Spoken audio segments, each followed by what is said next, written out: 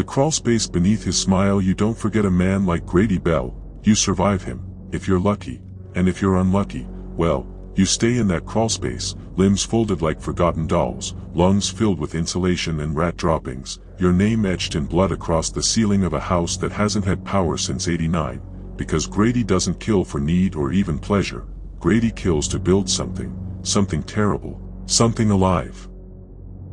I answered the call because it was past midnight and the cops wouldn't. The house was a foreclosure, the kind that smells like moldy silence and feels like time forgot to pass, and the realtor said the walls were bleeding, but when I got there, it was the silence that screamed the loudest, and the air smelled like copper and secrets. I wish I could say I found Grady Bell by accident, that I stumbled into the devil's den wearing the blindfold of innocence, but the truth is I went looking for him, drawn not by duty or some noble thirst for justice, but by a fascination that grew in the dark places of my mind like a black mold blooming behind the drywall of my better nature, and now, years later, I still taste that mold every time I sleep, if you can call what I do, sleeping. The job was a quiet one, advertised on a crooked bulletin board in a laundromat that reeked of mildew and cat piss, a curling little flyer that said simply, "Property inspector needed, no questions asked, $325 cash, one night only." There was a number, handwritten in red ink, and a note in brackets, "Bring a flashlight." House has no power. No name. No company. Just that sinking little promise of money with a warning wearing a mask that looked like advice.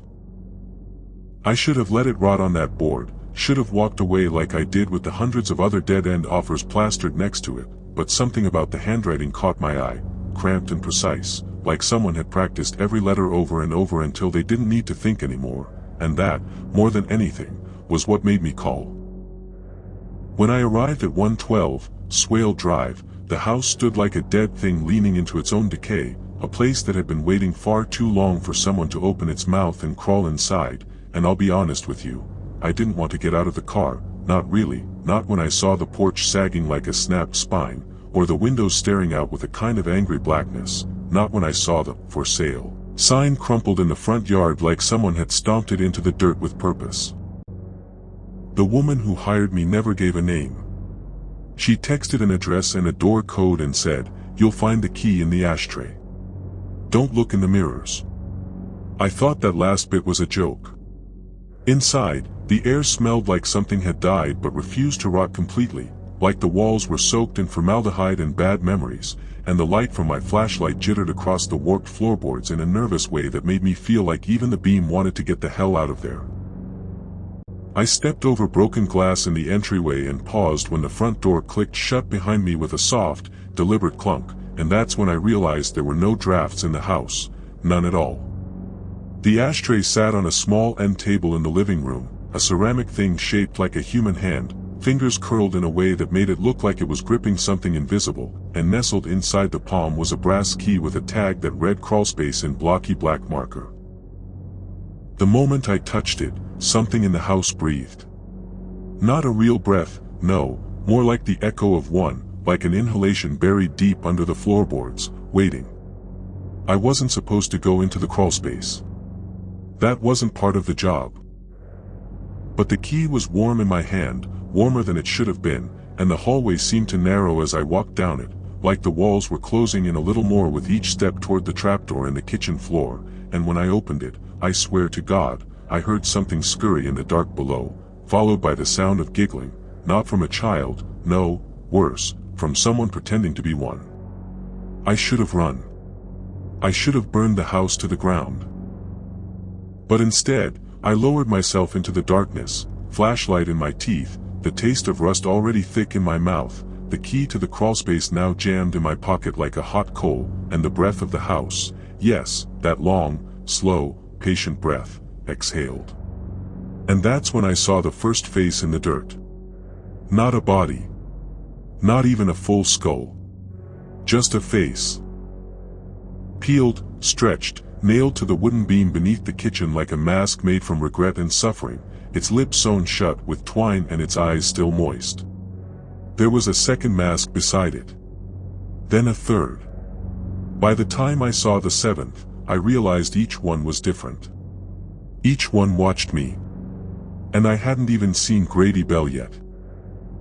The beam above my head groaned like it remembered every scream stitched into the skin nailed to it, like the wood itself was warped not by time or weather but by pain, long, slow, deliberate pain, because there was no rot in those masks, no mold or decay or brittle cracking from age, just moistness, just preservation, like something below was still keeping them fresh, like the flesh itself feared to spoil, like the fear inside it had never had time to die. I crouched there for too long, not moving, not breathing right, flashlight jittering across dirt and nailed-up horrors, my back pressed to the cold pipe running the length of the crawlspace, and in that moment, I realized it wasn't a pipe at all, it was a femur, a human femur, hollowed and fitted with copper wiring, like someone had repurposed bone into conduit, and when I touched it, God help me. It was warm, not like sunlight warm, but body warm, like someone had just pulled it out of a chest cavity, still wet, still beating with the echo of something that no longer had a heart. There was a noise in the far corner of the crawlspace then. A scraping, soft but determined, like something with claws was gently dragging itself forward, not in hunger, not in haste, but with a predator's patience, as if it knew exactly how long I would sit there frozen, how long I would stay quiet before curiosity cracked open my reason and forced me to look. I didn't want to aim the light that way, didn't want to see what it was, but my hand moved like it had its own ideas, its own muscle memory, like I'd done this before, like I was playing out a script someone else had written for me a long time ago, and when the flashlight beam fell upon the far wall, I saw it. A hole in the foundation, wide enough to crawl through but not wide enough to turn around in, ringed with scratch marks, nails embedded in the concrete like someone had been clawing their way out, and the dirt around the opening was soaked a deep red brown, not fresh blood, no, it was old, dried, but still pungent, still sticky, and in the silence, I heard it again, a giggle. But it didn't come from the hole. It came from behind me. I spun too fast, scraped my back on the underside of the kitchen floor above me, dropped the flashlight, and in that brief second where the beam spun out across the crawlspace like a dying eye, I saw something move behind the hanging faces, something tall and wrong, something that didn't walk so much as glide, dragging itself across the dirt without bending its knees, and I swear to you, I swear, it wore a face I recognized, my own, stitched and flapping and twisted into a mockery of expression. I grabbed the flashlight and scrambled backward, kicking up dust and grit and something that crunched beneath my boots, teeth, human teeth, hundreds of them, scattered in the dirt like fallen coins, and I didn't look back, not once, not even as that giggling grew sharper, more human, more intimate, like it was being whispered right into my ear. I climbed out of the crawlspace with the strength of a man reborn through fire, lungs screaming, nails cracked and bleeding, and when I slammed the trapdoor shut behind me, the sound it made didn't echo, it thudded, like something heavy had landed on the other side, waiting. I sat there in the kitchen, slumped against the counter, trying to make sense of the heat still radiating through my jeans, the smell of copper and bile crawling up my throat, and that's when I noticed the note on the counter. There hadn't been a note when I walked in. I was sure of it. It was written in the same cramped red ink as the ad, only this time the letters were streaked, shaky, like written by a hand no longer attached to a sane body. You looked in the wrong place. He's in the walls now. I dropped the note. I didn't want to touch it anymore. It felt like it was vibrating. From above me, in the master bedroom, I heard a slow dragging sound, not like footsteps, but like something was pulling its weight across the floorboards, body first, limbs after, a sack of meat and memory, crawling. I wasn't alone in the house. And worse than that, I wasn't sure I ever had been. I don't know how long I sat there, frozen on the filthy tile with my back pressed against the cabinet doors and my hands trembling like they belonged to someone halfway through a seizure, because time inside that house didn't move like it does outside, didn't tick or drift or pass in any human sense. It settled, like dust on forgotten furniture, like mildew in drywall, thick and moist and eternal, and I felt it caking in the corners of my mind the longer I stayed there, felt my memories start to wrinkle like old wallpaper sloughing from the walls, and somewhere in that stillness, I knew I had to move or I was going to be absorbed. I rose on shaky legs, flashlight beam trembling in a way that made the light look afraid of what it touched, and the moment I took a step toward the front door, the hallway narrowed again.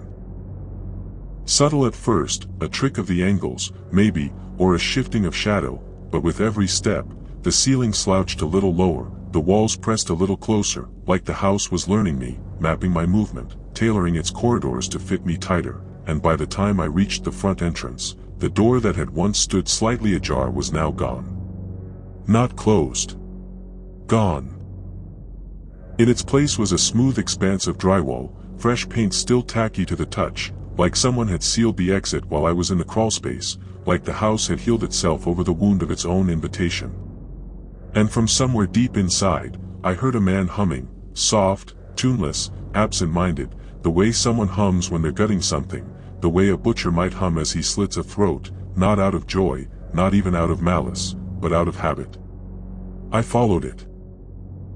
I don't know why. There's no sense in it. No justification that sounds sane, but something about the humming, it reminded me of my father, or the memory of him, back when he'd drink himself into a stupor and drag a belt down the hallway in that same rhythm, humming that same aimless nonsense tune as if pain had a soundtrack, and my feet began to move without asking permission from my better sense, without direction from my will, and soon I found myself at the bottom of the stairs. There was something waiting at the top. Not a figure, not yet, but a shape, indistinct and hunched, framed in shadow like a puppet waiting for strings, and as I climbed, each step creaked not like wood underfoot, but like ribs being walked on, like something buried inside the staircase was being crushed with each rising motion, and by the time I reached the top, I wasn't sure if the groaning was coming from the floor or from me. The hallway above was wrong. Longer than it had any right to be. Wider, too, but somehow less open, because the wallpaper was curling into itself in long yellow strips, exposing plaster beneath that squirmed with black spots, moving spots, like mites or eggs, and the smell up here was different than downstairs, sweeter, somehow, but no less rancid, like spoiled fruit or bloated flesh or something that used to be human trying to remember how to rot properly. I turned my head. And there he was. Grady Bell. Standing at the end of the hallway with one shoulder pressed against the wall, like he was listening to something moving behind it, and when he saw me, he didn't flinch, didn't run or snarl or scream. He smiled, wide and flat and hollow, like someone had taught him the shape of happiness without ever explaining the feeling, and he lifted one gloved hand and motioned to me like a schoolteacher inviting a student to the front of the class. "Did you find them?" he asked, voice dry and cracked like old kindling, but behind it, behind the words, I heard others, echoing in tandem, like a choir of throats trying to mimic human speech. "Find, who?" I croaked. But I knew. I knew exactly who. He stepped aside. Behind him was the bedroom, but it no longer looked like a room. It looked like a museum, or maybe a church, a place of reverence, lined wall to wall with faces, hundreds of them, dried and stretched, some with their mouths sewn shut, others wide open in mid-scream, eyelids pinned back with little nails, and all of them, every single one, staring at the bed. And on that bed, curled like a child in fevered sleep, was a body. A woman's body. Still breathing. But her face was gone. My stomach folded in on itself, bile rising to my throat, but I couldn't look away, because Grady Bell was walking toward me now, slow and smooth, like a man who's never once been stopped, and he reached into his coat and pulled out a fresh, empty frame, stitched and white and blank. "You'll look good on the west wall," he said, smile never fading, fingers trembling with excitement, and I saw now, really saw, his eyes, milky, glassy, like peeled grapes jammed into sockets that didn't quite fit. Then the lights went out. Not just in the room. In my head. I woke in a place that smelled like rust and old breath, hot, wet, recycled breath that stuck in my throat like gauze soaked in someone else's blood, and before my eyes could adjust, I felt it, the leather straps cutting into my wrists, ankles, neck, not like restraints so much as offerings, like I had been positioned rather than secured, like someone had laid me out like a doll they were eager to open. And when I finally could see, I wished I couldn't. The walls were no longer plaster or paint or even wood, they were muscle, stretched tight, quivering, pulsing with something that lived behind them, and in every square inch, faces had been embedded, some writhing, some weeping, some still smiling, but all of them alive, watching, as if my presence had stirred them from some long, terrible dream. Grady stood at a table beside me, sharpening something on a whetstone. Long and thin, like a flensing knife, but curved at the tip like he wanted to hook something from under my skin, and he hummed that same low, horrible song again, a song with no melody but all the wrong notes, a song I've come to understand was never meant to be heard by anyone who wanted to keep their sanity intact. "You kept looking," he said without turning. "I admire that. Curiosity is the first sin, you know. All the others are born from it." I tried to speak, but my mouth wouldn't open. Something had been jammed into my jaws, forcing them shut, a bit of bone, slick and warm like it had come from inside something fresh, and all I could do was breathe through my nose, short, panicked snorts like a dying animal. "You're going to be beautiful," Grady whispered, leaning down until I felt his breath crawl across my eyelids like steam from a grave. "You've got that look, that pain just under the skin, and it's that pain that gives the face its flavor." He dragged the knife across my cheek, not deep, not yet, just enough to test the grain, and I felt my skin part like fabric, and the warm spill of blood trickled down into my ear, hot and thick and humming with every terrified heartbeat.